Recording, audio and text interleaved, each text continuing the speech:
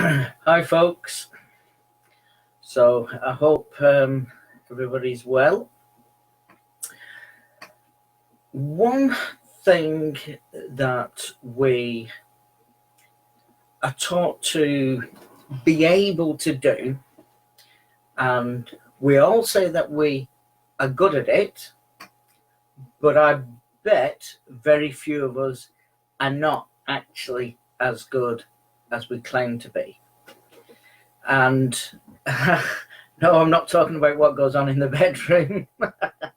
No, I'm talking about being able to take criticism. We're taught as a child that we should be able to take criticism. At work, we have to fill in these type of questionnaires that try to discover how good we are at taking criticism.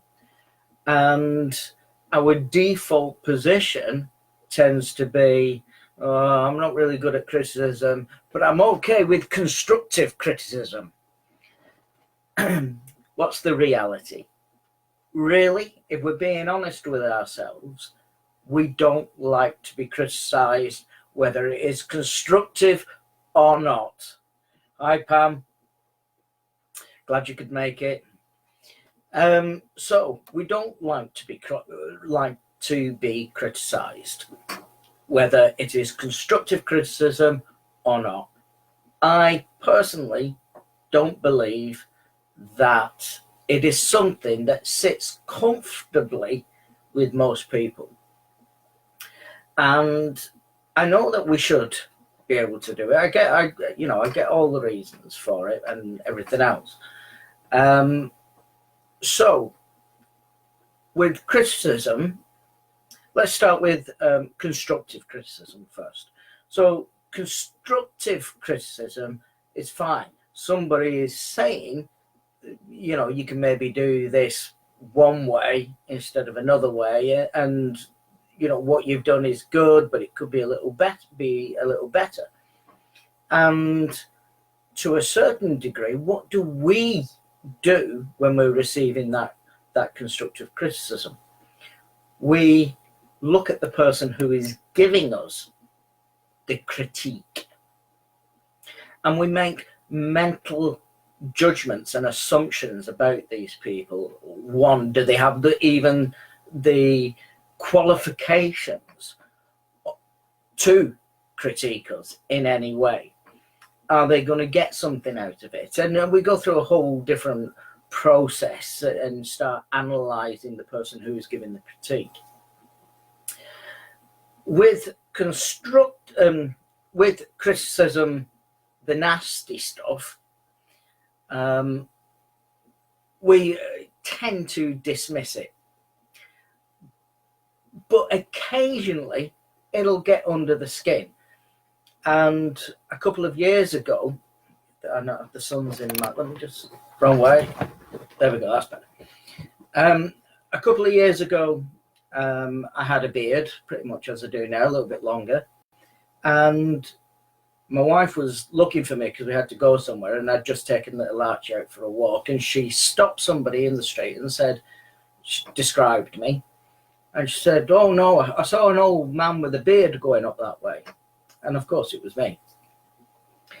And following when my wife relayed that story back to me, I asked why did she think I was an old man, and it was because of the beard. And it doesn't help that I've got a walking stick and a little dog. And so what did I do? I took the beard off. And I wish now that I hadn't, because I like having a beard. If it makes me look a little bit older, I'm not bothered. Now, 2 years ago, I was bothered. 2 years ago, I'd just turned 50 or was approaching 50. Now I'm sort of comfortable in that age group, and it's like, oh, I really don't care anymore. So we can move from something that was said to us or about us and sort of dismiss it or say, okay, fair dues. But other times we take it on board and particularly with the type of stuff that celebrities have to go through with trolls and this, that, and the other. And no matter what they do, they're going to be criticised, and it can get really nasty, and which is why laws have been put in place to stop it happening. Not that it does, but anyway. So somebody has recently criticised me for doing these lives, and my thoughts are, what gives them the right? Who do they think they are? And then I broke it down into 3 areas of why is it offensive to me? Why do I feel attacked? And the first one is shame. And it's because of what you go through to get to whatever you've been criticised for. So it's like, I knew I was never good enough. I knew I'm not right for this. I knew I didn't have the skills for this. Who's going to listen to what I'm going to say? And all these thoughts go through my head, and it's like, I shouldn't be doing this. And then I think to myself, excuse me, I'm damn good at doing this. You know, I can do this. People have private messaged me to say, I like what you say. You impart some good information, and etc., etc., etc. And then it's like, whoa, who do you think you are, saying that you can do this? So these thoughts are going through your head, which is a feeling of, as I say, shame. So that if I was in the classroom, I'd be saying, right, take notes now. So your first heading is shame. Your second heading is vulnerability. And what I mean by that is that I have to impart my stories. I have to open up myself to you, to people I don't know, about what I've been through in the past, to put weight on the stories. And again, I'm opening myself, and I know I'm opening myself up to being attacked for what I've been through in life. And yet I do feel vulnerable. But I believe that what I have to say is more important than how I feel. And luckily, I have to say, nobody in 6 months of doing these now has anybody criticized me for my past experiences that I've been through. So I'm absolutely grateful for that. So thank you very much for that. But to be a good live speaker, you have to have a level of vulnerability. You have to share your experiences. So that's why I do it. Finally, your last heading is comparison. So I make a comparison of the person who is criticizing me in, do they have the qualities? Do they have the experiences? Do they have X, Y, and Z to match whatever it is that I'm doing? So I'm crap at DIY. I make no bones about that. It's a laughing joke in my house about my vulnerability. My vulnerability to DIY. So that thing there, I had to get my father-in-law to put up. It's only 2 screws, but if I'd done it, it would have fallen off. So it's not me when it comes to that sort of thing. Even my certificates on my wall here were all nailed and framed by other people. So anyway, so I make a comparison of the person who is criticizing or offering constructive criticism.